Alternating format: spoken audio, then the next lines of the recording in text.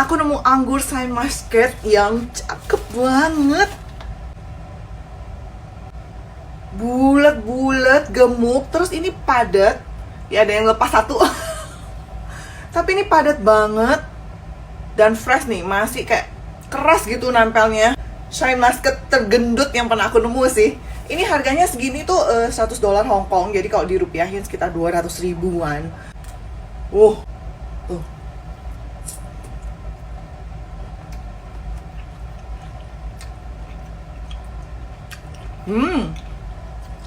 Dagingnya kenyal-kenyal. Nggak ada bijinya. Nggak ada biji. Tebal, banyak air. Tapi memang bukan yang manis banget kayak di Jepang gitu.